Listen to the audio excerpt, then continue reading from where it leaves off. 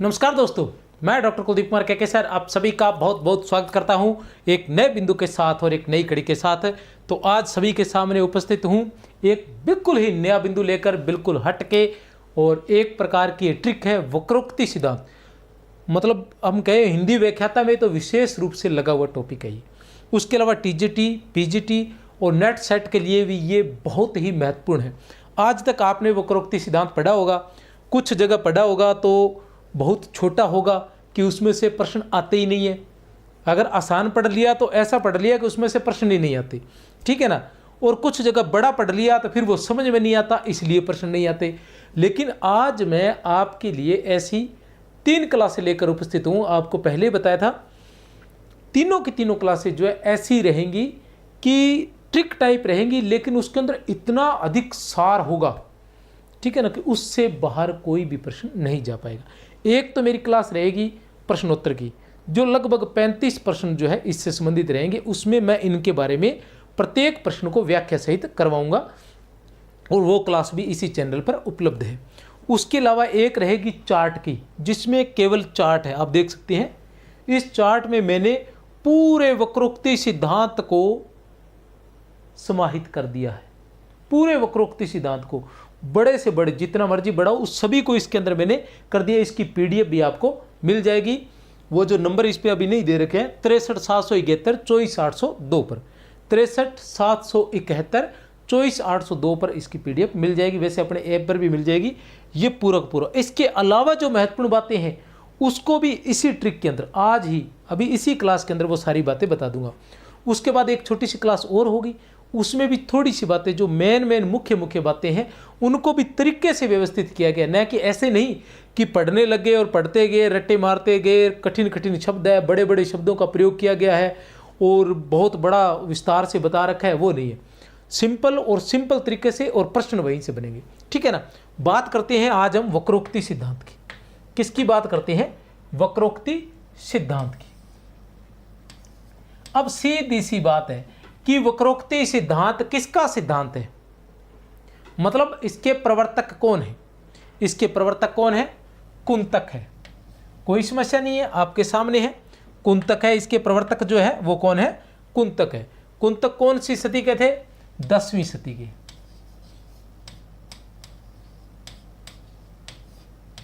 ठीक है ना। कौन सी सदी के थे? 10वीं सदी के थे। ये चार्ट भी आपको मिल जाएगा, लेकिन इसके साथ साथ चार्ट इसलिए लाया हूँ ताकि थोड़ा सा क्या है कि लिखने में ज़्यादा समय बर्बाद ना हो। थोड़ा सा समय की वो क्या है, कमी है, मुझे नहीं आपको कमी है, ठीक है। तो जो इसके प्रवर्तक हैं वक्रोक्ति सिद्धांत के,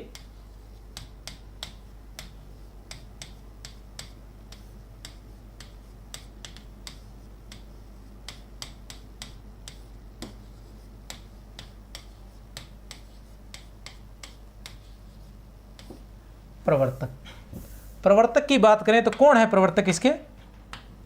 कुंतक, ठीक है ना। कौन है? कुंतक है। किस सदी के थे कुंतक?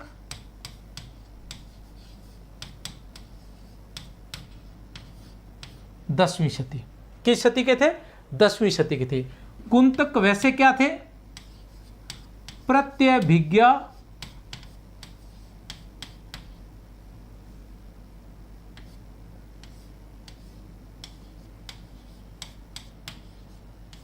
दर्शन, प्रत्यभिज्ञा दर्शन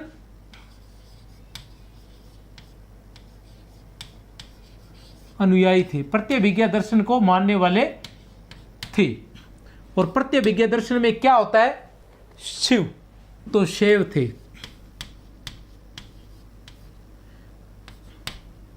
कहां के रहने वाले थे? कश्मीर के रहने वाले थे। कहां के रहने वाले थे? कश्मीर के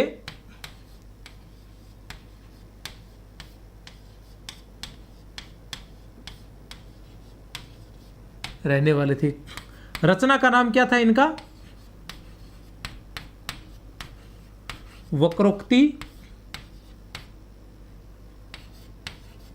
जीवितम, ये इनकी रचना का नाम था। इस रचना में कितने थे? 4 उन्मेष है। क्या है, 4 उन्मेष है, ठीक है ना। और यह रचना क्या है, क्या बोलते हैं जो अधूरी रह जाती है, अधूरी लिख लो चलो, अच्छा अधूरी या अपूर्ण है, ठीक है ना। और अपूर्ण से तात्पर्य इसका चौथा अध्याय जो है वो पूर्ण नहीं है,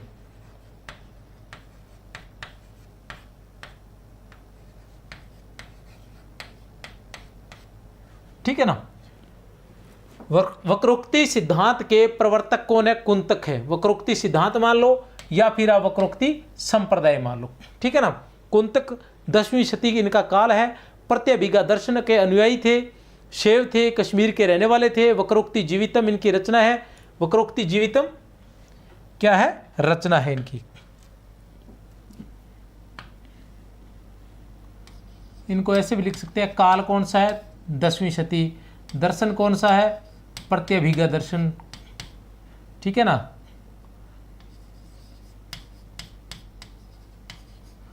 आराध्य शैव या शिव थे, रहने वाले, निवास कश्मीर, रचना वक्रोक्ति जीवितम,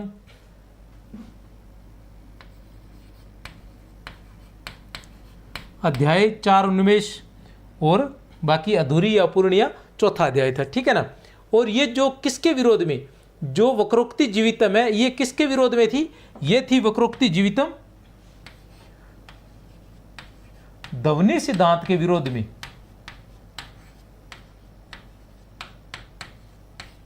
ठीक है ना। ध्वनि सिद्धांत के विरोध में। हम संप्रदाय की बात करते हैं तो संप्रदाय कितने हैं, 1 नंबर पर हमारे पास कौन सा आता है, रस संप्रदाय। ज्यादा नहीं बताऊंगा, केवल नाम ही ताकि याद रह जाए आपको, रस संप्रदाय, क्योंकि इसको मैं सभी क्लासों में बार बार बता चुका हूं। 2 नंबर पर हमारे पास आ जाता है अलंकार संप्रदाय।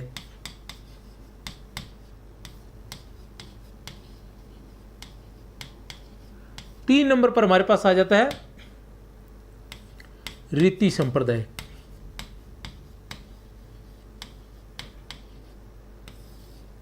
4 नंबर पर हमारे पास आ जाता है ध्वनि संप्रदाय। 5 नंबर पर हमारे पास आ जाता है वक्रोक्ति संप्रदाय। 6 नंबर पर हमारे पास आ जाता है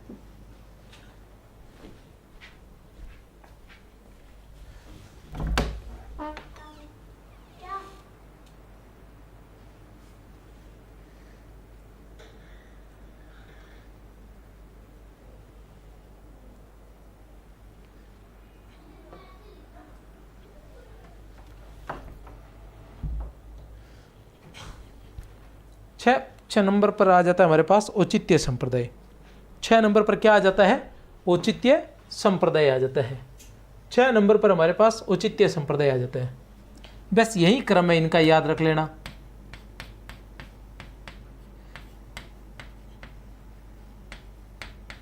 ठीक है ना। इनके बारे में थोड़ा सा बता दूं, वैसे लिखूंगा नहीं। रस संप्रदाय के प्रवर्तक कौन थे, भरतमुनि थे, ठीक है ना। और अलंकार संप्रदाय के भामह, रीति संप्रदाय के वामन, ध्वनि संप्रदाय के आनंदवर्धन, वक्रोक्ति संप्रदाय के कुंतक, औचित्य संप्रदाय के क्षेमेंद्र थे, ये प्रवर्तक थे, ठीक है ना। काल रस संप्रदाय 2री शती ईस्वी पूर्व। अलंकार संप्रदाय की बात करते हैं तो 6वीं शती। अलंकार संप्रदाय के बाद रीति संप्रदाय 8वीं शती, ध्वनि संप्रदाय 9वीं शती, वक्रोक्ति संप्रदाय 10वीं शती, औचित्य संप्रदाय 11वीं शती। 8वीं 9वीं 10वीं ये है 2री ईस्वी पूर्व, ये है 6ठी, ये 8वीं 9वीं 10वीं और 11वीं, ठीक है ना। रस संप्रदाय का प्रमुख ग्रंथ नाट्यशास्त्र था, और अलंकार संप्रदाय का काव्य अलंकार, रीति संप्रदाय का काव्य अलंकार सूत्र वृत्ति, ध्वनि संप्रदाय का ध्वन्यालोक, वक्रोक्ति संप्रदाय का वक्रोक्ति जीवितम, औचित्य संप्रदाय का औचित्य विचार चर्चा, ये बात चल रही थी, ठीक है ना। ये हम कुंतक के बारे में बताया। अब चलते हैं वापस अपने भाई वक्रोक्ति सिद्धांत। अब वक्रोक्ति सिद्धांत की बात करें तो वक्रोक्ति के बारे में कुंतक से पहले कौन कौन ऐसे लोग थे जिन्होंने वक्रोक्ति के बारे में बात की थी? कुंतक से पहले ऐसे कौन कौन लोग थे जिन्होंने वक्रोक्ति के बारे में बात की थी? कुंतक से पहले ऐसे कौन कौन लोग थे जिन्होंने वक्रोक्ति के बारे में बात की थी? तो हम बात करते हैं सबसे पहले भाम्य की।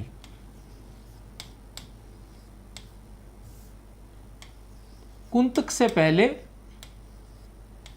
भाम्य, ठीक है ना। भाम्य के बाद दंडी, दंडी के बाद वामन, वामन के बाद रुद्रट, रुद्रट के बाद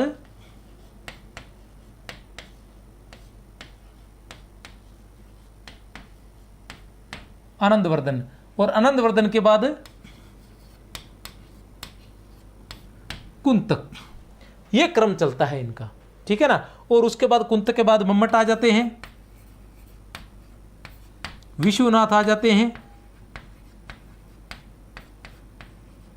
ये क्रम चलेगा इनका। अब ये कैसे क्रम चलेगा इसको बताता हूं। भाम्य ने वक्रोक्ति को सभी अलंकारों की मूल कहा है, वक्रोक्ति को सभी अलंकारों की मूल और उसके अलावा अतिशयोक्ति का पर्याय माना है। वक्रोक्ति को अतिशयोक्ति का पर्याय माना है, वो अतिशयोक्ति का पर्याय मानते हैं वक्रोक्ति को और सभी अलंकारों का मूल मानते हैं।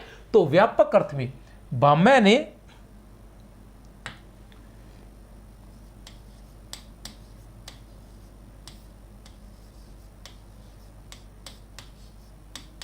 व्यापक अर्थ में वर्णन किया, ठीक है ना। दंडी ने भी व्यापक अर्थ में वर्णन किया, दंडी ने भी व्यापक अर्थ में वर्णन किया था इसका,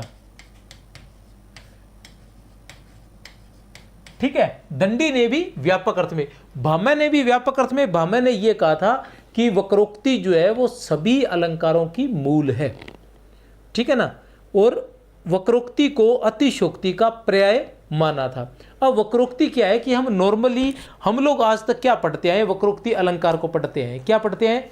वक्रोक्ति अलंकार को। तो हम ये सोचते हैं कि उन्होंने वक्रोक्ति को ऐसे कहा होगा कि वक्रोक्ति अलंकार जो है वो सभी अलंकारों का मूल है। ऐसा नहीं। वक्रोक्ति से तात्पर्य था कि वक्रोक्ति जो टेढ़ी युक्ति है वो वक्रोक्ति है। अर्थात वक्रोक्ति को अलंकार मान लेना तो वक्रोक्ति का संकीर्ण अर्थ है, संकुचित अर्थ है।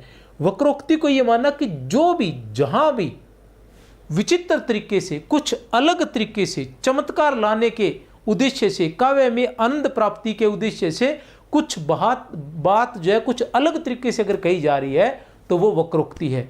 और काव्य में आनंद तभी आता है कि किसी बात को अलग तरीके से कहा जाए।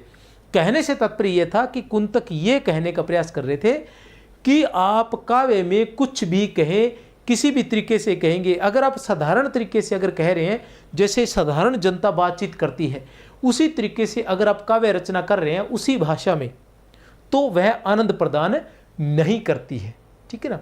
काव्य की ये विशेषता है कि वो आनंद प्रदान करे और कुछ अलग हो साधारण भाषा से। तो कुछ अलग करने के लिए जो वो उक्ति, विचित्र उक्ति, वक्र का मतलब टेढ़ी, उक्ति का मतलब कथन, कुछ टेढ़ा कथन या कुछ विचित्र कथन जो कहते थे उसी को ही वक्रोक्ति कहा गया है। कुछ विचित्र कथन को ही क्या कहा गया? वक्रोक्ति कहा गया है। तो वही वक्रोक्ति थी, उस प्रत्येक उक्ति को वक्रोक्ति कहा गया, न कि हम जो अलंकार मान रहे हैं।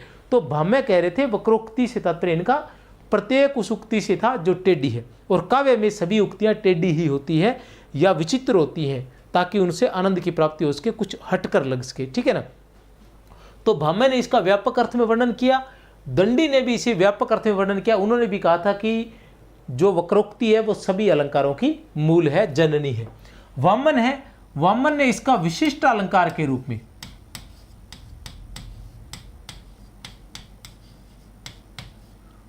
वामन ने इसका विशिष्ट अलंकार के रूप में प्रयोग किया, अर्थात इसका संकीर्ण, ठीक है ना। और रुद्रट ने इसका शब्दालंकार के रूप में प्रयोग किया था। किसके रूप में किया था? शब्दालंकार के रूप में। तो यह भी क्या हुआ? संकीर्ण अर्थ।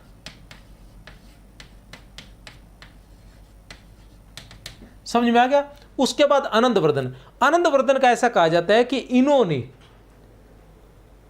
वक्रोक्ति को उसकी खोई हुई प्रतिष्ठा पुनः दिलाई थी। आनंदवर्धन ने वक्रोक्ति को उसकी खोई हुई प्रतिष्ठा पुनः दिलाई थी। अर्थात पूछा जाए कि वक्रोक्ति को उसकी खोई हुई प्रतिष्ठा पुनः दिलाने वाले कौन थे, तो वो थे आनंदवर्धन। ठीक है ना, खोई हुई प्रतिष्ठा पुनः दिलाने वाले। क्यों? क्योंकि पहले वक्रोक्ति को प्रतिष्ठा प्राप्त थी भाम्य के समय में, दंडी के समय में। यह क्रम भी इनका यही है। भाम्य 6वीं सदी के है, दंडी 7वीं सदी के है, वामन 8वीं सदी के है, रुद्रट 10वीं सदी के है, रुद्रट 9वीं सदी के है, आनंदवर्धन भी 9वीं सदी के, कुंतक 10वीं सदी के, मोहम्मद 11वीं सदी के, विश्वनाथ 14वीं सदी के। ये इस तरह से 6, 7, 8, 9, 9, 10, 11 और 14। ठीक है। रुद्रट दंडी तक तो ठीक था, वक्रोक्ति को क्या था, प्रतिष्ठा प्राप्त थी। लेकिन वामन और रुद्रट ने उसका जो अर्थ था उसको संकीर्ण कर दिया था। उसको केवल, वामन ने तो उसको केवल विशिष्ट अलंकार, एक अलंकार मात्र मान लिया था, और रुद्रट ने उसको केवल शब्द अलंकार मात्र मानते हुए उसके दो भेद कर दिए थे, काकु वक्रोक्ति और श्लेष वक्रोक्ति, और कहानी खत्म कर दी थी। अब उसकी खोई हुई प्रतिष्ठा पुनः किसने दिलाई थी? आनंदवर्धन ने दिलाई थी। और आनंदवर्धन से ही कुंतक को इतनी प्रेरणा मिली कि उन्होंने एक मतलब वक्रोक्ति पर ही पूरी रचना लिखी और उसको काव्य की आत्मा सिद्ध करने का प्रयास किया था। लेकिन आनंदवर्धन ने क्या है कि खोई हुई प्रतिष्ठा दिलवाई थी, लेकिन आनंदवर्धन का क्या था, कौन सा सिद्धांत था? ध्वन्यालोक था। और कुंतक जो है आनंदवर्धन के ध्वन्यालोक के विरोधी थे। ये ध्यान रख लेना कि ध्वन्यालोक के या ध्वनि संप्रदाय के विरोध में ही कुंतक का जो वक्रोक्ति संप्रदाय वो आया था। और उसके बाद में मम्मट ने इसका विरोध किया और विश्वनाथ ने भी इसका विरोध किया था वक्रोक्ति संप्रदाय का। और बाद के आचार्यों ने इसे केवल अलंकार मात्र मान लिया था। किसी ने इसे शब्द अलंकार माना था और किसी ने इसे अर्थ अलंकार माना था। ठीक है ना। हम बात करें चिंतामणि की, ठीक है ना, कुलपति मिश्र की और भिखारी दास की, तो उन्होंने इसे केवल शब्द अलंकार माना था। हम बात करें चिंतामणि की, कुलपति मिश्र की और भिखारी दास की, तो उन्होंने इसे केवल शब्द अलंकार माना था। हम बात करें केशव की, हम बात करें जसवंत सिंह की, हम बात करें मतीराम की, हम बात करें भूषण की, तो उन्होंने इसे अर्थ अलंकार माना था। हम बात करें रुयक की, तो उन्होंने इसे अर्थ अलंकार और शब्द अलंकार माना था। हम बात करें वामन की, तो उन्होंने इसे लक्षणा का प्राय माना था। लक्षणा का प्रायवाची या लक्षणा का प्राय, लक्षणा की जगह काम आने वाला माना था वक्रोक्ति को। ठीक है ना। तो बाद में प्रवृत्ति जो आचार्य थे उन्होंने इसका अर्थ संकीर्ण अर्थ रखा था या केवल अलंकार के रूप में इसे माना था। चलते हैं हमारे चार्ट पर। वक्रोक्ति सिद्धांत, वक्रोक्ति सिद्धांत के भेद है। कितने भेद बताए गए हैं वक्रोक्ति सिद्धांत के? तो वक्रोक्ति सिद्धांत के 6 भेद माने गए हैं।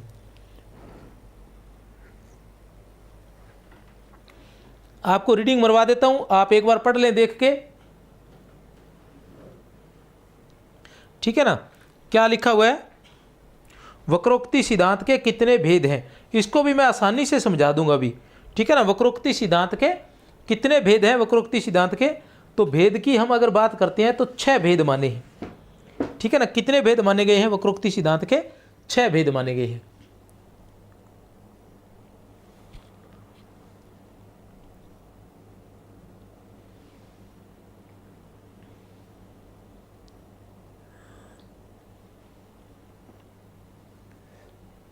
आप पढ़ लीजिए एक बार, मैं चाय पी लेता हूं 2 घूंट। पहला है वर्ण विन्यास वक्रता, दूसरा है पद पूर्वाद वक्रता, तीसरा है पद प्रार्ध वक्रता, चौथा है वाक्य वक्रता, 5वां है प्रकरण वक्रता और 6 नंबर पर है प्रबंध वक्रता। आप कहोगे सर इसमें ट्रिक क्या है, तो ट्रिक भी बता दूंगा। न तो इनको याद करना पड़ेगा, न इनका रट्टा मारना पड़ेगा। वर्ण विन्यास वक्रता, पद पूर्वाद वक्रता, पद प्रार्ध वक्रता, वाक्य वक्रता, प्रकरण वक्रता और प्रबंध वक्रता। सबसे पहले क्या होता है? वर्ण। ठीक है ना। सबसे पहले वर्ण होते हैं, तो वर्ण वक्रता कोई समस्या नहीं है। पहला अपना क्या रहेगा? वर्ण वक्रता, क्योंकि सबसे पहले क्या होते हैं? वर्ण होते हैं। और वर्णों से क्या बनते हैं? जब वाक्य में शब्द प्रयोग किए, वर्णों से क्या बनते हैं? शब्द बनते हैं। लेकिन शब्दों को जब वाक्य में प्रयोग किया जाता है तो उन्हें क्या बोलते हैं? पद। तो पद नाम से दो आ जाते हैं, पद पूर्वार्ध वक्रता और पद परार्ध वक्रता। और पदों से क्या बनता है? वाक्य, तो वाक्य वक्रता। और वाक्यों के प्रयोग से क्या बन जाता है? प्रकरण बन जाता है, तो प्रकरण वक्रता। और प्रकरणों के बहुत सारे प्रकरण मिलकर एक क्या बनाते हैं? प्रबंध काव्य तैयार करते हैं, तो प्रबंध वक्रता। रह जाएगा ना याद? देखो सबसे पहले वर्ण आता है तो वर्ण विन्यास वक्रता। वर्णों से क्या बनते हैं? पद, तो पद पूर्वार्ध वक्रता और पद परार्ध वक्रता। और पदों से क्या बनता है? वाक्य, तो वाक्य वक्रता। और वाक्यों से क्या बनता है? प्रकरण, तो प्रकरण वक्रता। और प्रकरणों से क्या बनता है? प्रबंध, तो प्रबंध वक्रता। अब इनका क्या है?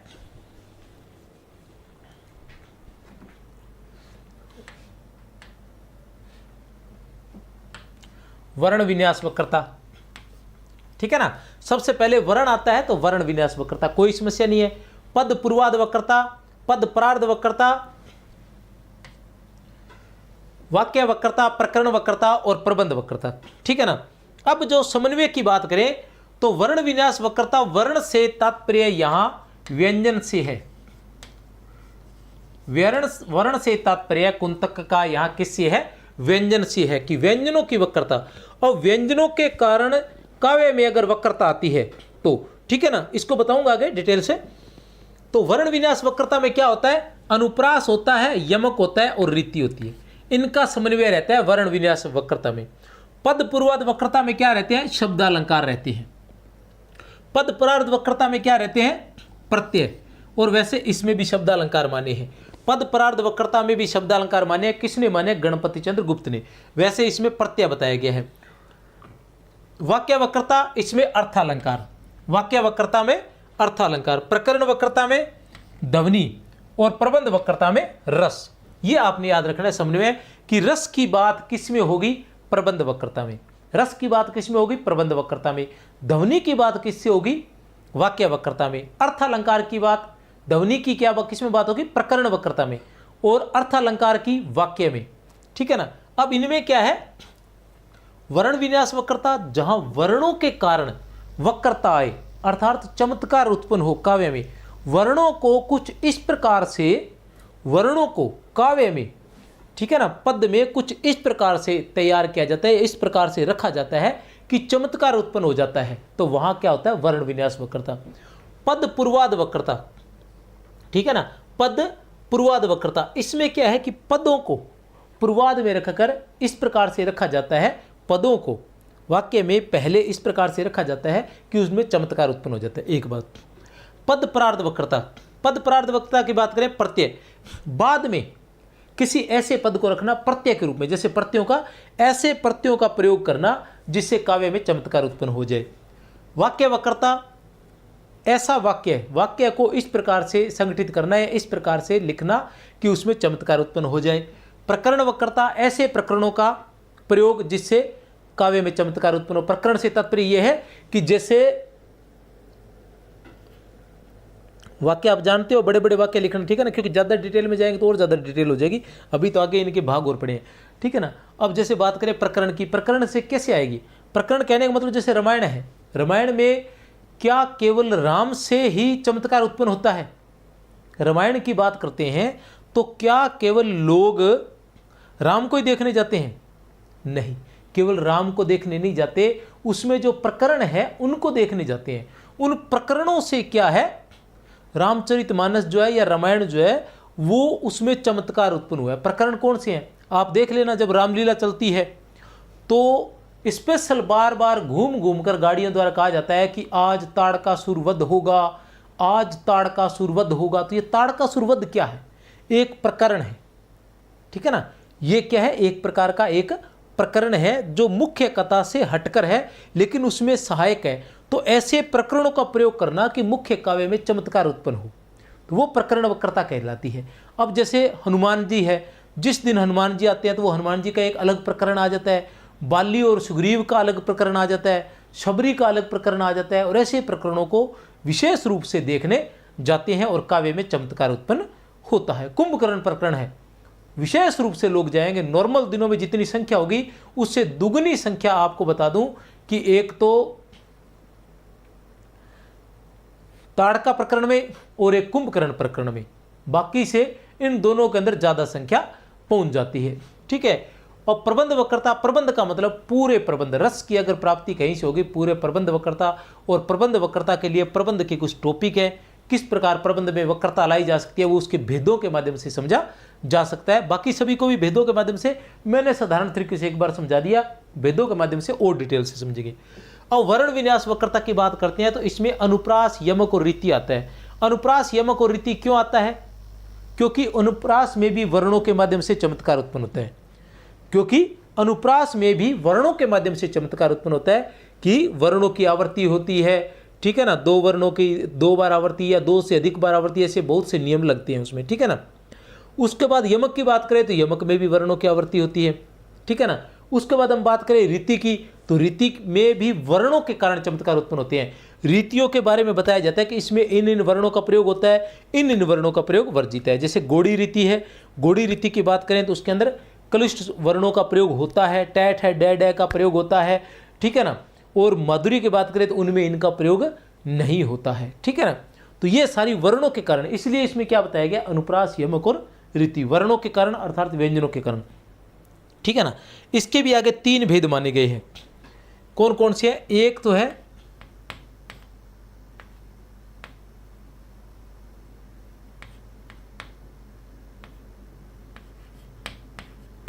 वैसे ही बता देता हूं आपको, पंचम वर्ण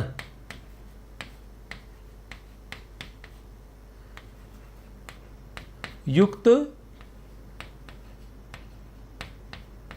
स्पर्श व्यंजन। इसमें क्या रहता है, पंचम वर्ण युक्त। पंचम वर्ण कौन से होते हैं? ठीक है ना, 5 वर्ग होते हैं, कै वर्ग, च वर्ग, ट वर्ग, त वर्ग और पै वर्ग। इनके जो 5 वर्ण होते हैं वो पंचम वर्ण कहलाते हैं। स्पर्श व्यंजन कौन से होते हैं? कै वर्ग से लेके पै वर्ग के जो 25 वर्ण आते हैं, व्यंजन जो आते हैं वो सभी स्पर्श व्यंजन में आते हैं। तो ये जो व्यंजन है ये अपने पंचम वर्ण के साथ युक्त होने चाहिए, ऐसे नियम के अनुसार। एक आता है तलनद्य, तलनद्य व्यंजन। इसमें क्या रहता है? इसमें तय, लय और नय व्यंजन रहते हैं। फिर आता है रै की आवर्ती। भी रै की आवर्ती के माध्यम से रेफ जो होता है, और ये सारे नियम किस में लगते हैं? रीति में लगते हैं, गुणों में लगते हैं। ठीक है ना। और अनुप्रास में लगते हैं, इसलिए ये सारी चीजें में बताई गई। उसके बाद आता है पद पूर्वाद वक्रता, शब्द अलंकार। इसके भेद हैं। इसके कौन कौन से भेद हैं? रूढ़ि विचित्रीय वक्रता, पर्याय वक्रता, उपचार वक्रता, विशेषण वक्रता, संवृत्ति वक्रता, वृत्ति वक्रता, भाव विचित्रीय वक्रता, लिंग विचित्रीय वक्रता और क्रिया विचित्रीय वक्रता। अब इसके ये 9 भेद हैं।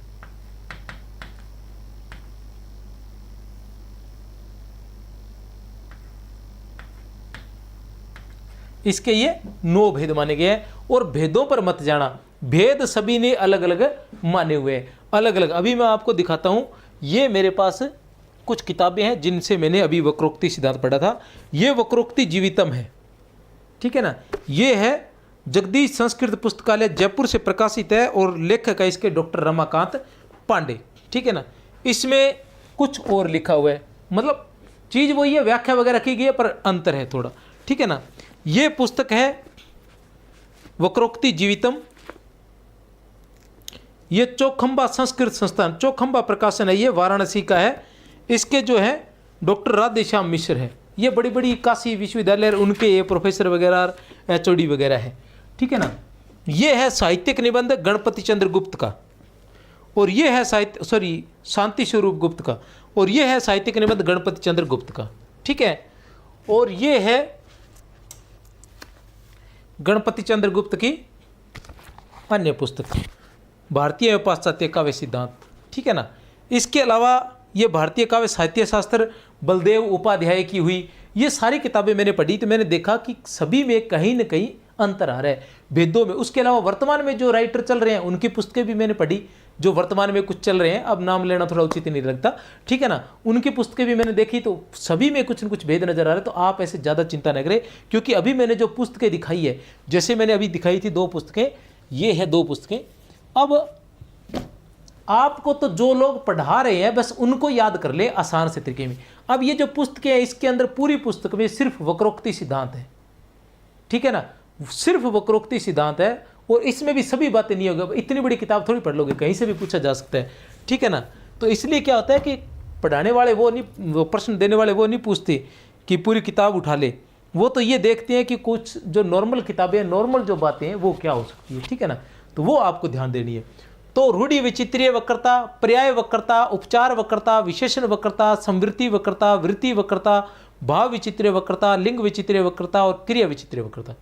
अब आपको क्या रखना है, पद परार्थ वक्रता है, इसके कौन कौन से भेद है, काल विचित्रीय वक्रता, कारक वक्रता, वचन वक्रता, पुरुष वक्रता, उपग्रह वक्रता और प्रत्यय वक्रता, ठीक है। ये इनके भेद नहीं है। वाक्य वक्रता, अर्थ अलंकार के अपने को कोई भेद नहीं मिले, नए मैंने आपको बताए हैं, बाकी भेद आपको बहुत सारे मिल जाएंगे, लेकिन अपने इनके भेद नहीं पढ़ेंगे, ठीक है ना। जो प्रमाणिक पुस्तकें उनके अंदर इसके भेद नहीं दिए गए।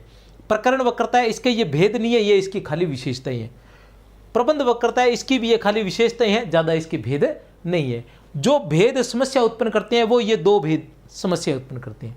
आगे ये 6 भेद आपको आसानी से याद रह जाएंगे। सबसे पहले वर्ण आता है, इसलिए वर्ण विन्यास वक्रता, उसके बाद पद आते हैं, इसलिए पद पूर्वार्ध वक्रता और पद परार्ध वक्रता, और पदों से वाक्य बनते हैं तो वाक्य वक्रता, ठीक है ना, और वाक्यों से प्रकरण बनते हैं तो प्रकरण वक्रता, और प्रकरणों से प्रबंध बनते हैं तो प्रबंध वक्रता। वर्ण विन्यास वक्रता में अनुप्रास यमक और रीति आते हैं। वर्ण विन्यास वक्रता में अनुप्रास यमक और रीति आते हैं। पद पूर्वार्ध वक्रता में शब्दालंकार है, पद परार्ध वक्रता में शब्दालंकार भी है और वो प्रत्यय कहलाते हैं, ठीक है। उसके बाद आता है वाक्य वक्रता, उसमें अर्थालंकार रहते हैं। प्रकरण वक्रता में ध्वनि रहती है और प्रबंध वक्रता में रस रहते हैं, ये चीजें। अब आती है वर्ण विन्यास वक्रता के भेद, तो उसके कोई भेद नहीं है। जो 2-3 बातें बताई है वो आपने याद रखनी है कि एक अनुप्रास रहता है, यमक रहता है और रीति रहती है, 3 चीजें। और उसके अलावा तल नद्य, रे की आवर्ती और पंचम वर्ण से युक्त स्पर्श वर्णों का प्रयोग, ये चीजें हैं। और प्रसाद गुण जरूर होना चाहिए, ये सारा वर्ण विन्यास वक्रता में आता है। अब आता है पद पूर्वार्ध वक्रता, इसके मैंने भेद बता दिए। अब इन भेदों को कैसे याद करोगे, रूढ़ि विचित्रीय वक्रता, पर्याय वक्रता, उपचार वक्रता, विशेषण वक्रता, संवृत्ति वक्रता, वृत्ति वक्रता, भाव विचित्रीय वक्रता, लिंग विचित्रीय वक्रता, क्रिया विचित्रीय वक्रता। अब इन भेदों को याद करने के लिए इनको एक क्रम से याद कर सकते हैं। कैसे, 1 नंबर पर हम लेंगे रूढ़ि। यह ट्रिक है याद करने की, और ट्रिक ऐसी है कि सिर्फ समझने वाली है। रूढ़ि विचित्रीय वक्रता, ठीक है ना, रूढ़ि विचित्रीय वक्रता।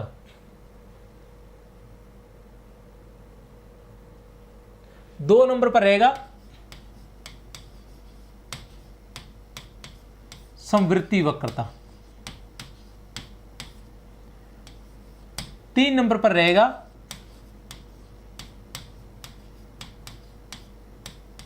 विशेषण वक्रता। 4 नंबर पर रहेगा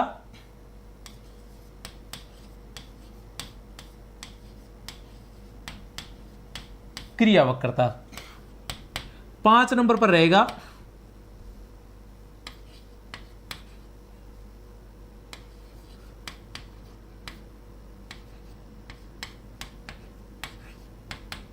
भाव विचित्रीय वक्रता। 6 नंबर पर रहेगा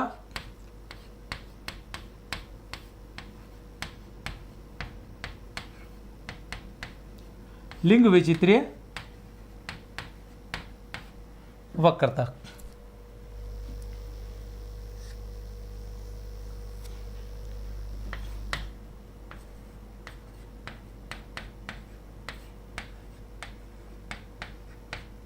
सात नंबर पर रहेगा उपचार वक्रता, ठीक है। और उसके बाद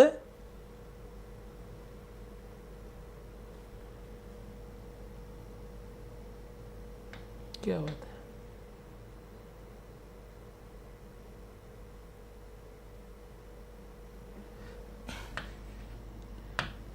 आठ नंबर पर रहेगा रूढ़ि विचित्रीय वक्रता, संवृत्ति वक्रता, विशेषण वक्रता, क्रिया वक्रता, भाव विचित्रीय वक्रता, लिंग विचित्रीय वक्रता, उपचार वक्रता और उसके अलावा पर्याय वक्रता,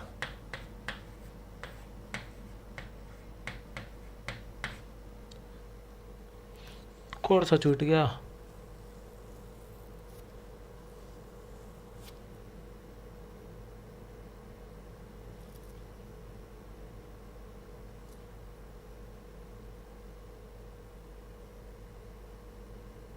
अच्छा ठीक है, समवर्ती है, वृत्ति नहीं है। 9 नंबर पर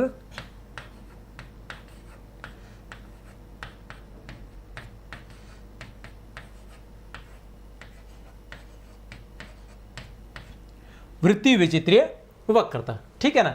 ये रूढ़ि विचित्रीय वक्रता, समवर्ती वक्रता। अब एक मिनट में थोड़ा सा ये देख लूं,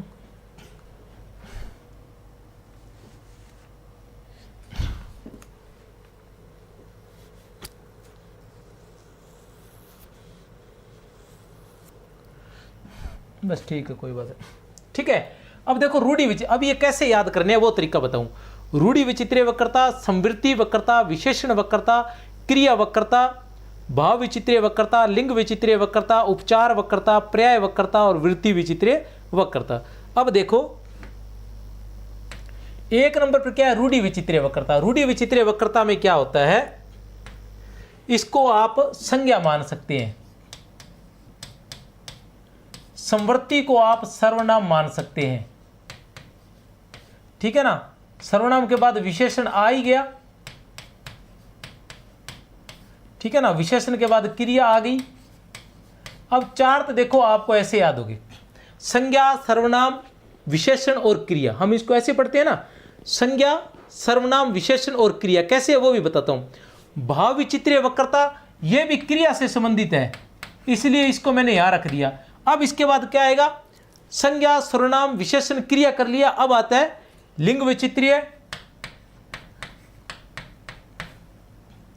और पर्यायवाची और वृत्ति, ठीक है ना। वृत्ति का मतलब है समास और तद्धित प्रत्यय।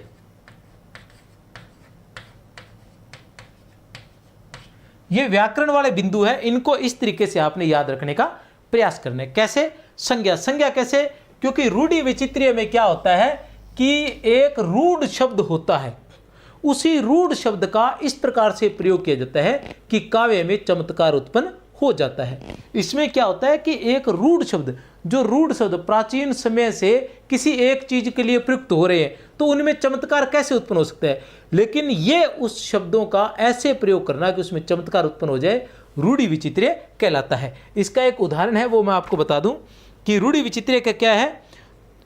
सीता हरण तात जनी कहू पितासन जाई, सीता हरण तात जनी कहू पितासन जाई, जो मैं राम तो कुल सहित कही दसानन आई। जो मैं राम तो, ठीक है ना, तो यहां राम जो शब्द है वो है, ठीक है। संवृत्ति वक्रता, संवृत्ति का मतलब होता है संवरण। संवृत्ति का मतलब क्या होता है, संवरण। संवरण का मतलब होता है ढकना। ढकना का अर्थ होता है छिपाना। और किसके द्वारा छिपाना, सर्वनाम के द्वारा। जहां किसी बात को सर्वनाम के द्वारा छिपाया जाता है तो वहां क्या होता है, संवृत्ति वक्रता होती है। संवृत्ति का मतलब होता है संवरण, और संवरण का अर्थ है ढकना या छिपाना, ठीक है ना। तो संवृत्ति जहां ढका या छिपाया जाता है किसी बात को, ठीक है ना, वहां संवृत्ति वक्रता होती है। कैसे छिपाया जाता है कि जैसे एक पद है, मैं आपको बता दूं, वह चितवन और एक कछु जी बस होत सुजान, दिखती कैसे प्रेम को कहा कहूं मैं। वह चितवनी और एक कछु, वह चितवनी, अब वह प्रयोग कर दिया सर्वनाम का, वह सर्वनाम का प्रयोग कर दिया। अब वह का प्रयोग करके उस बंदे को छिपा लिया या बंदी को छिपा लिया जिसके बारे में जो बात कही जा रही है। तो वह सर्वनाम, सर्वनाम का प्रयोग करके छिपा देना और छिपाकर चमत्कार उत्पन्न करना। चमत्कार से होता है कि जैसे घनानंद की जो उक्तियां हैं, घनानंद की उक्तियां क्या है, उसमें सर्वनाम का प्रयोग अधिक किया गया। उसकी वजह से क्या है कि वो कभी हम उसकी नायिका के लिए मान लेते हैं उनकी उक्तियों को, और कभी हम श्री कृष्ण के लिए मान लेते हैं, क्योंकि उसके अंदर सर्वनाम का प्रयोग किया गया है, नाम का तो प्रयोग किया गया नहीं है, ठीक है ना। तो पहले नाम और फिर सर्वनाम फिर विशेषण। विशेषण में क्या है कि इस प्रकार के विशेषण का प्रयोग करना कि काव्य में चमत्कार उत्पन्न हो जाए। विशेषण वक्रता में क्या है, इस प्रकार विशेषण का इस प्रकार से प्रयोग करना कि काव्य में चमत्कार उत्पन्न हो जाए, विशेषण वक्रता कहलाता है। क्रिया वक्रता कि क्रिया को इस प्रकार से, ठीक है ना, या क्रिया को इस प्रकार से व्यक्त करना कि उसमें चमत्कार उत्पन्न हो जाए, ठीक है ना। जैसे कहने का तात्पर्य यह है कि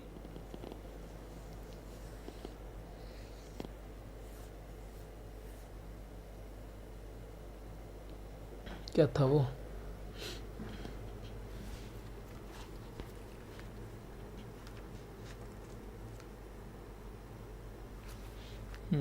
याद कहाँ से आएगा, किताबों में कुछ नहीं लिखा हुआ क्रिया विचित्र के बारे में इतना लिखा हुआ है कि क्रिया के माध्यम से ही जहाँ विचित्रता उत्पन्न हो, वक्रता उत्पन्न हो, वहाँ क्रिया विचित्र वक्रता। अपने को ज़्यादा नहीं पढ़ना, मैं आपको पहले ही बता चुका हूँ, क्योंकि ऑलरेडी मैं जो कम से कम पढ़ा रहा हूँ वो भी इतना ज़्यादा हो जाएगा कि समझ नहीं आएगा, ठीक है ना। और बड़ा तो समझ ले, जितना समझ में आ रहा है ना उतना ही समझ लें, ठीक है ना। फिर आता है भाव विचित्र वक्रता, इसमें भी क्रिया की ही वक्रता रहती है, क्रिया का ही सौंदर्य रहता है। लिंग विचित्र वक्रता में क्या रहता है कि लिंग जो है वो चेंज करना, स्त्रीलिंग के लिए पुल्लिंग का प्रयोग करना और पुल्लिंग के लिए स्त्रीलिंग का जहाँ प्रयोग किया जाता है वहाँ लिंग विचित्र वक्रता होती है। जो ऐसे ऐसे आसान है उनको ध्यान रख लेना, जो इस प्रकार के आसान है उनको याद रख लेना, जो कठिन है उनको भूल जाना, ठीक है ना। लिंग विचित्र वक्रता क्या है, जहाँ स्त्रीलिंग के लिए पुल्लिंग का और पुल्लिंग के लिए स्त्रीलिंग का प्रयोग करना। इसका एक उदाहरण है, वो है कौन हो तुम वसंत के तुम, कौन हो तुम वसंत के दूत वीरस पतझड़ सुकुमार। कौन हो तुम वसंत के दूत वीरस पतझड़ सुकुमार, कौन हो तुम वसंत के दूत। तो ऐसा लगता है कि कौन हो तुम वसंत के दूत जैसे किसी स्त्री के लिए हो रहा है, लेकिन यहाँ ये किसके लिए है, यहाँ तो ये श्रद्धा के लिए है, ठीक है ना। तो लग पुल्लिंग रहा है स्त्रीलिंग के लिए। उसी तरह सिखा दो ना हे मधुप कुमारी मुझे भी अपने मीठे गान, सिखा दो ना हे मधुप कुमारी। यहाँ ऐसा लग रहा है मधुप कुमारी किसको कहा जा रहा है, स्त्री को, लेकिन है ये किसके लिए, भंवरे के लिए, पुल्लिंग के लिए है। तो इस प्रकार के शब्दों का प्रयोग करना कि स्त्रीलिंग के पुल्लिंग का, पुल्लिंग के लिए स्त्रीलिंग का जहाँ प्रयोग किया जाता है वहाँ लिंग विचित्र वक्रता होती है। उपचार वक्रता क्या है, इसको बाद में पढ़ेंगे एक बार, क्योंकि अभी अपने किसके बारे में पढ़ रहे हैं, सिर्फ व्याकरण के बारे में। फिर आता है पर्याय वक्रता। पर्याय वक्रता क्या है कि किसी भी शब्द के पर्यायवाची में से किसी ऐसे पर्यायवाची को उठाना और उसके माध्यम से चमत्कार उत्पन्न करना कि उसके दूसरे पर्यायवाची को रख दिया जाए तो वहां पर वो चमत्कार न रहे। समझे कि किसी शब्द के, कोई शब्द है उसका कोई एक पर्यायवाची उठा लेना और उसके माध्यम से चमत्कार उत्पन्न करना, और उसकी जगह अगर उसका दूसरा पर्यायवाची रखा जाए तो वो चमत्कार न रहे।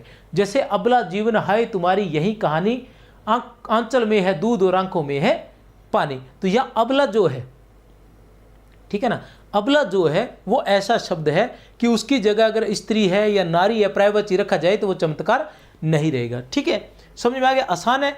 उसके बाद वृत्ति विचित्र वक्रता, इसमें क्या होता है, समास और तद्धित प्रत्यय, समास और तद्धित प्रत्यय के माध्यम से चमत्कार उत्पन्न किया जाता है। समास और तद्धित प्रत्यय के माध्यम से चमत्कार उत्पन्न किया जाता है। अब आ गया उपचार वक्रता। उपचार वक्रता में क्या है, रूपक आदि के माध्यम से उपचार किया जाता है, ठीक है ना। और उसमें क्या है, जैसे चंद्रमुखी है या मुख चंद्र है, चंद्रमुखी, तो इसमें किसी की जो रूपक के माध्यम से जो, ठीक है ना, रूपक अलंकार का जहाँ प्रयोग किया जाता है वहाँ उपचार वक्रता रहती है। आपको बस इतना से थोड़ा थोड़ा ध्यान रखना है। एक बार फिर से आसान आसान, रूढ़ि विचित्र वक्रता में क्या है, रूढ़ि विचित्र वक्रता में नाम का प्रयोग किया जाता है कि कोई नाम जो है वो लंबे समय से एक चीज के लिए प्रयुक्त हो रहा है तो उसमें किसी प्रकार की वक्रता नहीं रहती, उसमें किसी प्रकार की विचित्रता नहीं रहती है, लेकिन उसको इस प्रकार से प्रयोग करना कि उसमें वो काव्य में वक्रता आ जाए या आनंद आ जाए, ठीक है ना। और संवर्ती वक्रता, सर्वनाम, सर्वनाम के माध्यम से, संवर्ती का मतलब होता है संवर्ण, संवर्ण का मतलब होता है ढकना अर्थात छिपाना। सर्वनाम के माध्यम से जहाँ कोई बात छिपाई जाती है वहाँ संवृत्ति वक्रता होता है, सर्वनाम के माध्यम से, ठीक है ना। फिर आता है विशेषण वक्रता, जहाँ विशेषण के माध्यम से काव्य में चमत्कार उत्पन्न किया जाता है वहाँ विशेषण वक्रता रहती है। क्रिया वक्रता, जहाँ क्रिया के माध्यम से चमत्कार उत्पन्न किया जाता है।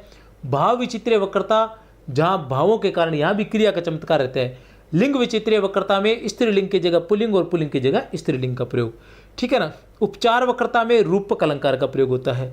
पर्याय वक्रता में पर्यायवाची का प्रयोग होता है किसी एक का प्रयोग होता है और उसकी जगह उसके पर्यायवाची को नहीं रखा जा सकता। जैसे अबला जीवन तुम्हारी यही कहानी, आंखों में है आंचल में है दूध और आंखों में है पानी। वृत्ति विचित्रीय वक्रता क्या है? वृत्ति समास अर्थात तदित समास और तदित प्रत्यय का प्रयोग इसमें किया जाता है, उनके माध्यम से काव्य में चमत्कार उत्पन्न किया जाता है। आगे पद प्रार्थ वक्रता का क्या है? काल विचित्रीय वक्रता, कारक वक्रता, वचन वक्रता, पुरुष वक्रता, उपग्रह वक्रता और प्रत्यय वक्रता। ठीक है, काल विचित्रीय वक्रता में क्या है? काल विचित्रीय वक्रता में क्या रहेगा कि काल की विचित्रता रहेगी, क्योंकि विचित्रीय क्यों कहा गया? विचित्रता। विचित्रीय क्यों कहा गया? विचित्रता को लेकर। विचित्रता क्यों कहा? क्योंकि कुंतक ने वक्रोक्ति को विचित्र कथन भी कहा है, वक्रोक्ति को विचित्र कथन कहा है, इसलिए विचित्रीय का प्रयोग बार बार किया गया है। काल विचित्रीय क्या है कि काल के कारण विचित्रीय, घटना जो है भूतकाल की है और भविष्यकाल की है। घटना क्या है? भूतकाल की है और भविष्यकाल की है, लेकिन वर्णन उसका वर्तमान काल में किया जाना और इस तरह से किया जाना, चमत्कार उत्पन्न करना, उसका वर्तमान काल में वर्णन करना, लगना जैसे आज की ही घटना है, तो वो रहता है। ठीक है ना। इसका एक उदाहरण है,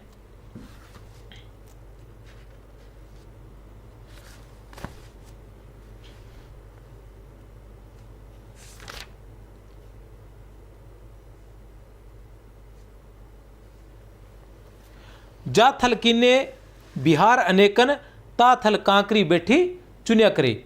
ठीक है ना। जा थल कीने बिहार अनेकन ता थल बैठे कांकरी चुनिया करे, मतलब जहां पर बैठकर, वो कहाँ की जगह है, कहाँ की कब की बात है, और आज भी उसमें चमत्कार उत्पन्न है, आज उसे कहा जा रहा है रस लेके। तो इस प्रकार की जो वक्रता रहती है वो काल विचित्रीय वक्रता।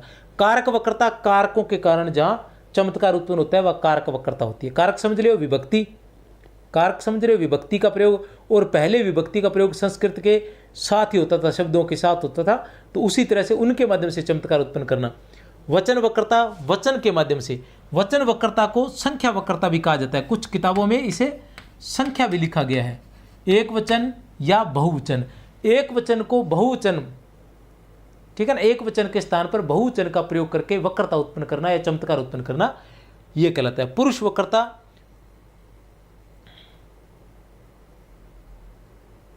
पुरुष वक्रता में यह रहता है कि उत्तम पुरुष और मध्यम पुरुष की जगह अन्य पुरुष का प्रयोग करना। उत्तम पुरुष और मध्यम पुरुष की जगह अन्य पुरुष का प्रयोग करना। उत्तम पुरुष और मध्यम पुरुष की जगह, कहने का तात्पर्य यह है कि कोई बात अन्य पुरुष में कहना, उससे क्या होता है कि चमत्कार उत्पन्न होता है कि वो किसी के लिए भी प्रयुक्त की जा सकती है, वो किसी के लिए भी, कोई भी, क्योंकि काव्य का कब महत्व है? काव्य का तब महत्व जब उसका साधारणीकरण होता है। ठीक है ना। वो ज़्यादा लोगों को तब पसंद आएगा जब उसको साधारणीकरण होएगा, लोग अपनी जगह, अपने आप को उस जगह मानने लग जाएंगे। जब अन्य पुरुष में कही जाती है, कोई बात अन्य पुरुष में कही जाती है, तो चाहे मैं उसको बोलूं, चाहे आप बोलो, सबको अपनी सी लगती है, सबको अपनी सी लगती है, क्योंकि वो अन्य पुरुष में रहती है। उत्तम मध्य में तो मैं और तुम हो जाते हैं। ठीक है ना। तो अन्य पुरुष में कहना।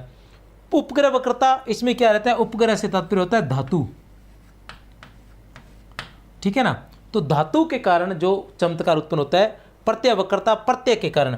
ठीक है ना। पियसु कहियो संदेशड़ा हे भंवरा हे काग। पियसु कहियो संदेशड़ा, संदेशड़ा, अड़ा जो प्रत्यय है, ठीक है ना, उससे क्या हुआ है? चमत्कार उत्पन्न हुआ है। तो वो इसी प्रकार प्रत्यय के कारण जो चमत्कार उत्पन्न होता है, प्रत्यय वक्रता। फिर आता है वाक्य वक्रता, वाक्य के कारण जो चमत्कार उत्पन्न, अर्थालंकार होता है। इसके अंदर अर्थालंकारों का प्रयोग होता है, बहुत सारे सभी अलंकारों का प्रयोग बताया गया जो बड़ी किताबें उनमें। तो ठीक है ना। प्रकरण वक्रता, इसमें ध्वनि रहती है, इसमें भावपूर्ण स्थिति की उद्भावना होती है। प्रकरण में क्या? भावपूर्ण स्थिति, कि भावपूर्ण स्थिति की उद्भावना करना। भावपूर्ण से तात्पर्य यह है कि जैसे रामचरितमानस के अंदर है ना, या रामायण में मान लो, जैसे वो क्या बोलते हैं, ताड़का वध है, ठीक है ना, और सबरी है, सुग्रीव वाला प्रकरण है, ये सारे प्रकरण भावपूर्ण प्रकरण होने चाहिए जो मुख्य कथा में सहायक हो। उत्पाद्य लवण्य, उत्पाद्य लवण्य से तात्पर्य है कि कल्पना के माध्यम से जो चीज है वैसी की वैसी न कह के कल्पना के माध्यम से उसमें और अधिक सुंदरता ले आना। ठीक है ना। किसमें? प्रकरण के माध्यम से। जो काव्य चल रहा है उसमें प्रकरण डाल देना और उन प्रकरणों को वैसा का वैसा न कह के कल्पना के माध्यम से उनमें फेरबदल करके चमत्कार उत्पन्न कर देना, लावण्य उत्पन्न कर, सुंदरता उत्पन्न कर देना, वो उत्पाद्य लावण्य में आता है। प्रधान कार्य से संबंध प्रकरणों को रखना प्रकरण वक्रता में, विशिष्ट प्रकरण की अतिरंजना, विशिष्ट प्रकरणों को स्पेशल बताना, रोचक प्रसंगों का जो रोचक प्रसंग है उनका विस्तृत वर्णन करना, जैसे मान लो अशोक वाटिका का वर्णन है वो भी विस्तृत हो जाता है। उसी तरह से जैसे स्वयंवर है तो वो विस्तृत वर्णन हो गया। इस प्रकार से जो रोचक प्रसंग होते हैं, ठीक है ना, ताड़कासुर वध है तो इनका विस्तार से वर्णन करते जाना। प्रधान उद्देश्य की सिद्धि के लिए रोचक गुण, प्रधान उद्देश्य की सिद्धि के लिए रोचक लेकिन गौण प्रकरणों का उद्भावना करना, ठीक है ना। गर्भांक वक्रता, गर्भांक वक्रता क्या होती है? नाटक के अंतर नाटक में नाटक का प्रयोग करना। कहने का मतलब कहानी कुछ और चल रही है, उसके अंदर एक छोटी सी कहानी और डाल देना किसी और की, जैसे रामायण में शिव की कहानी डाल दी जाती है या अन्य छोटी मोटी कहानियाँ और भी डाल दी जाती है, तो वैसी कहानियाँ डाल देना, तो नाटक के अंदर नाटक हो जाता है। प्रबंध वक्रता ये रस से संबंधित होती है। प्रबंध वक्रता की क्या विशेषता है कि इसमें जब रचनाकार रचना लिख रहा होता है तो वो रस, ठीक है ना, मूल रस परिवर्तन भी कर सकता है। जैसे साकेत की बात करें तो साकेत वैसे तो रामचरितमानस से राम से संबंधित है, लेकिन उसमें रस परिवर्तन हो जाता है कि कहाँ तो वो वीर रस या श्रृंगार रस से संबंधित राम को माना गया है, लेकिन वीर रस या फिर शांत रस, लेकिन अचानक से वो क्या हो जाता है, वो यहाँ श्रृंगार रस वियोग श्रृंगार में आ जाता है। साकेत क्या है? सारा का सारा उर्मिला के वियोग का चित्रण हो जाता है। नायक के चरित्र का उत्कर्ष करने वाली घटना पर समापन करना, ठीक है ना। नामकरण वक्रता, नामकरण की वक्रता रख देना, नाम ऐसा रख देना कि सामने वाले को उसमें चमत्कार लगे, जैसे पंचवटी है, जयदर्थवर्त है, रश्मि रस्ती है, नाम ऐसा रख देना कि चमत्कार नजर आए। तो ये सारे थे, मुझे लग रहा है आपको लगा होगा, क्योंकि सरसरी निगाह में अलग अलग जगह हम पढ़ते हैं तो इनके नाम वगैरह भूल जाते हैं। जब एक ही जगह आपको ये चार्ट मिल जाएगा, ठीक है ना, मैसेज जरूर कर देना भैया अगर पीडीएफ चाहिए तो। और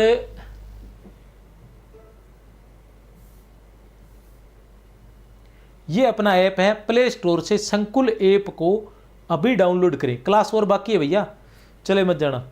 63 771 24 802 पर आप मैसेज भी कर सकते हैं। और ये टेलीग्राम है @संकुल मार्गदर्शन, ठीक है ना, ये @ है या नहीं है पता नहीं, संकुल मार्गदर्शन नाम से टेलीग्राम चैनल है, ठीक है ना। और टेलीग्राम के बारे में 63 771 24 802 पर व्हाट्सअप भी कर सकते हैं। वैसे टेलीग्राम पर 100% मिलती है, व्हाट्सअप पर कभी कभार आगे पीछे भी हो जाता है, क्योंकि लगातार क्लासें होती है, दिन में 3-4 क्लास होती है, तो फिर सोच लेते हैं सभी क्लासें क्या भेजें। हम तो भेज सकते हैं पर आपके बारे में सोचते हैं, कुछ बच्चे बोर हो जाते हैं तो इसलिए, ठीक है ना। और प्ले स्टोर से संकुल ऐप को भी डाउनलोड कर लें, वहाँ पर इन सब की PDF एक फ्री नोट्स है, वहाँ कोई चार्ज नहीं है, फ्री नोट्स नाम से है, वहाँ पर ये सभी की सभी मिल जाएगी। चलते चलते एक और बात बता दूं कि अभी तो व्याख्याता की टेस्ट सीरीज की आपको ज़रूरत नहीं है, वरिष्ठ अध्यापक की टेस्ट सीरीज है केवल 149 रुपये में। 150 वीडियो मैंने यहाँ बता रखी हैं। सितंबर में चूंकि एग्ज़ाम है और लगभग आपको 125 वीडियो तो अभी उपलब्ध मिलेगी इसके अंदर, ऐप में 125 वीडियो तो वरिष्ठ अध्यापक वालों को अभी उपलब्ध मिलेगी। आपने तो क्या करना है, इसको अभी कर लें, क्योंकि इसके बाद व्याख्याता परीक्षा के बाद इसके रेट बढ़ा दूंगा मैं, और इसमें कम से कम आपको 200 वीडियो मिल जाएंगे, 200 टेस्ट मिलेंगे। शानदार टेस्ट हैं। आप YouTube पर जैसे कुरुक्षेत्र है, कुरुक्षेत्र की वीडियो देख लेना, कितनी वीडियो आई हुई है और कितने टेस्ट है और कितने प्रश्नोत्तर आए हुए हैं। श्रद्धा के देख लेना आप, ठीक है ना, ये सारे सर्च मार के आप देख लेना और उससे आपको आइडिया लग जाएगा कि किस प्रकार के प्रश्न करवाए गए हैं और आने वाले समय में किस प्रकार के प्रश्न करवाए जाएंगे। ये बहुत ही महत्वपूर्ण बातें हैं वक्रोक्ति सिद्धांत के लिए। भामह वक्रोक्ति को अतिशोक्ति के रूप में मानती है, कोई समस्या नहीं है। भामह सबसे पहले भामा आते हैं, कौन सी स्थिति है, 6वीं। फिर आते हैं, मैंने इनको इस तरीके से रखा है कि आप आसानी से याद कर सके, और इसके लिए सबसे पहले आपको क्या है कि इनके क्रम याद करने होंगे, ठीक है ना। 2 नंबर पर आते हैं दंडी, 7वीं सती, ठीक है ना।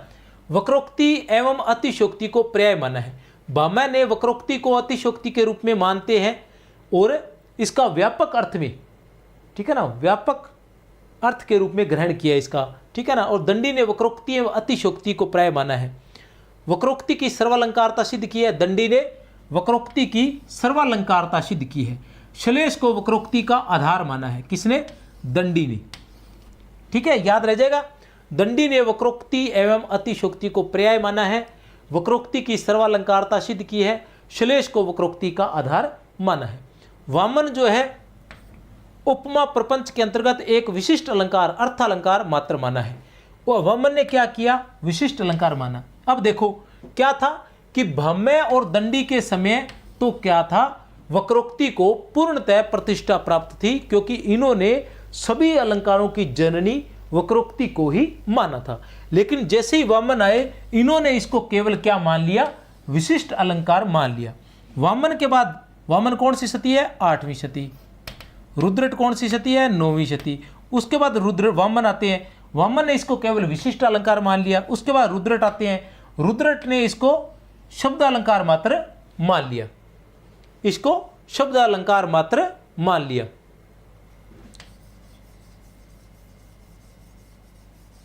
ठीक है ना, इसको शब्द अलंकार मात्र मान लिया।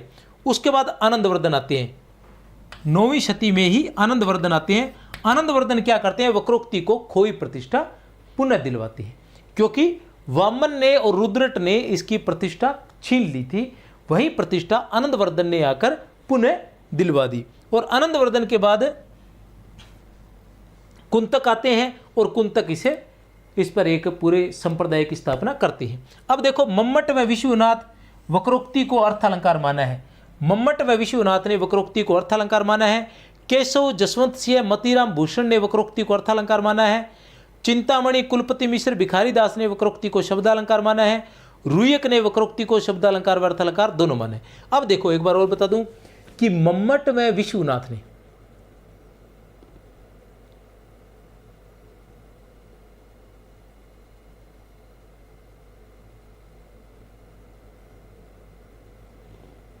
मम्मट व विश्वनाथ ने क्या माना है, वक्रोक्ति को। मम्मट व विश्वनाथ ने वक्रोक्ति को अर्थालंकार माना है।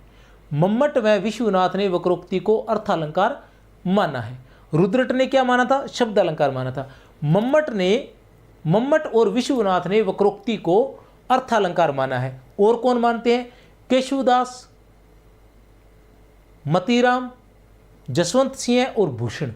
केशवदास, मतीराम, जसवंत सिंह और भूषण वक्रोक्ति को अर्थालंकार मानते हैं।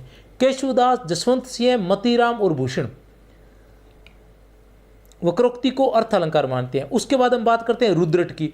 तो रुद्रट वक्रोक्ति को शब्द अलंकार मानते हैं। क्या मानते हैं, शब्द अलंकार मानते हैं। और उसके बाद चिंतामणि कुलपति मिश्र और भिखारी दास। चिंतामणि कुलपति मिश्र और भिखारी दास जो है वो क्या मानते हैं, वक्रोक्ति को शब्दालंकार मानते हैं। वो क्या मानते हैं, शब्दालंकार मानते हैं। अब आपको बता दूं, जो पहले मानने वाले जैसे केशवदास है वो इसे क्या मानते हैं, अर्थालंकार। चिंतामणि है वो इसे क्या मानते हैं, शब्दालंकार मानते हैं। याद रखिएगा, रुयक जो है, रुयक वो इसे शब्दालंकार और अर्थालंकार दोनों मानते हैं। शब्दालंकार और अर्थालंकार दोनों मानते हैं।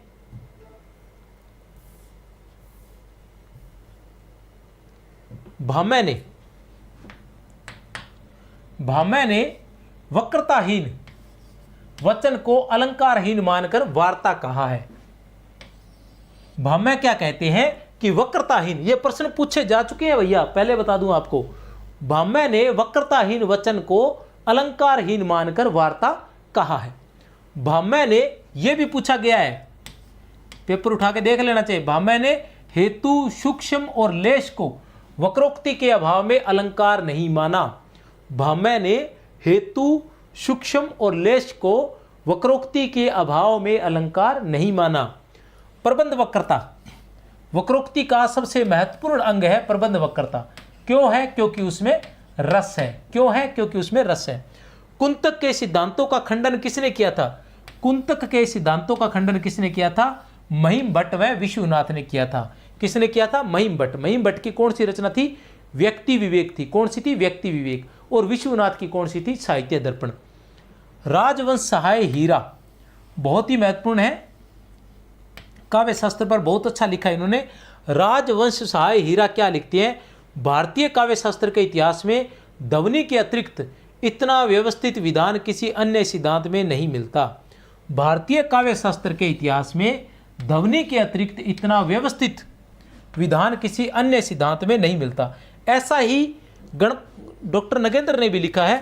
डॉक्टर नगेंद्र ने क्या लिखा है वो मैं बता देता हूं।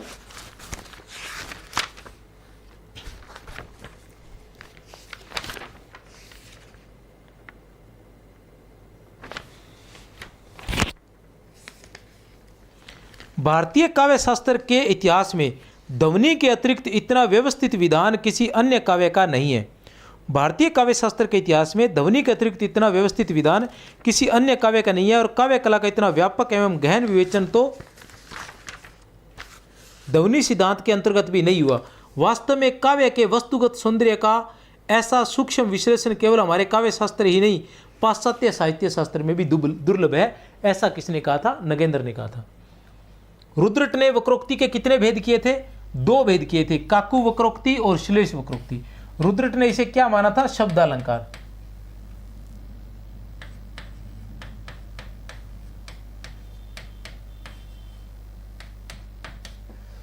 दंडी ने इसके कितने भेद किए थे? 2 भेद किए थे, वक्रोक्ति और स्वभावोक्ति। वक्रोक्ति और स्वभावोक्ति, दंडी ने इसके 2 भेद किए थे। और दंडी को देखकर भोज ने इसके 3 भेद कर दिए थे। 2 भेद दंडी वाले, 1 अपनी तरफ से। वक्रोक्ति, स्वभावोक्ति और रसोक्ति। वक्रोक्ति, स्वभावोक्ति और रसोक्ति। महावीर प्रसाद द्विवेदी क्या लिखते हैं? वक्रता काव्य का प्राण नहीं है, पर वह उसका बाहरी व्यक्तित्व अवश्य है। वक्रता काव्य का प्राण नहीं, पर वह उसका बाहरी व्यक्तित्व अवश्य है। ये कुछ परिभाषाएं हैं, मतलब इनको देखकर, ये मैंने इस तरह से शॉर्ट बनाए हैं, और ये भी क्या है कि वहां आपको मिल जाए, क्योंकि परिभाषाएं जब हम पूरा चैप्टर पढ़ रहे होते हैं, बीच में ये ऐसी परिभाषाएं ऐसी आ जाती हैं, पद आ जाते हैं, तो हम भूल जाते हैं क्या है। तो भाम्य का क्या है? जहां शेषा सर्वैव वक्रोक्ति रण्यार्थो, शेषा सर्वैव वक्रोक्ति रण्यार्थो लिखा मिलेगा, वो भामा होगा। शेषा, खाली शेषा सर्वैव, और लोकातिक्रांत गोचर, लोकातिक्रांत गोचर लिखा मिलेगा, वहां क्या होगा? या शब्दस्य किम वक्रता, ये अधूरे हैं, प्रारंभिक शब्द मैंने यूज किए हैं, ठीक है ना। शेषा सर्वैव, शब्दस्य किम वक्रता और लोकातिक्रांत गोचर, ये किसके? भाम्य के हैं। दंडी की बात करें तो श्लेष सर्वासु पुष्णाति, श्लेष सर्वासु पुष्णाति, और दूसरा है द्विधा भिन्न स्वभावोक्ति और वक्रोक्ति। ये अपने ऊपर चल गया। स्वभावोक्ति और वक्रोक्ति किसने कहा था? दंडी ने, तो ये तो दंडी का होगा, इस तरह से हम याद कर सकते हैं। फिर आते हैं वामन। वामन ने क्या कहा? सादृश्यता श्रेयात लक्षण वक्रोक्ति, लक्षण वक्रोक्ति। तो वामन को हम पहले पढ़ चुके हैं कि वामन ने लक्षणा के बारे में कहा था कि लक्षणा का पर्याय माना था, वक्रोक्ति को लक्षणा का पर्याय माना था। यहां लक्षणा शब्द आ रहा है, तो ये वामन का है। मम्मट ने यदु भक्त मन्य था, वाक्य मन्य था, योज्यते श्लेषणे काका में श्यासा वक्रोक्ति स्था द्विधा, ये याद रख लेना। यदु भक्त मन्य था, यदु भक्त मन्य था मम्मट, यदु भक्त मन्य था मम्मट, यदु भक्त मन्य था मम्मट, याद रख लेना। कुंतक, कुंतक ये कुछ पंक्तियां हैं। उभावे ताव लंकार्यो त्यो पुनर्लंकृति। उभावे, उभावे का मतलब उभय, उभय, उभय क्या? शब्द और अर्थ दोनों में चमत्कार होता है, कुंतक कहते हैं। विचित्रा व विदा वक्रोक्तिर विचिते, ये विचित्रा व विदा, ये भी याद रख लेना। शब्दार्थों सहितो वक्र व्यवहार शालिनी, ये तो हम पढ़ते ही हैं। वक्रोक्ति प्रसिद्धा विधान व्यतिरकेणी, ये भी याद रख लेना, ठीक है ना। ये सारे किसके हैं? कुंतक की पंक्तियां हैं। तो उम्मीद करता हूँ आपको क्लास पसंद आई होगी। एक छोटी सी क्लास और है मेरी तरफ से, आप सभी को बहुत बहुत शुभकामनाएं। चैनल को सब्सक्राइब नहीं किया तो सब्सक्राइब कर लेना भैया, मेहनत कर रहे हैं। जय हिंद, जय भारत।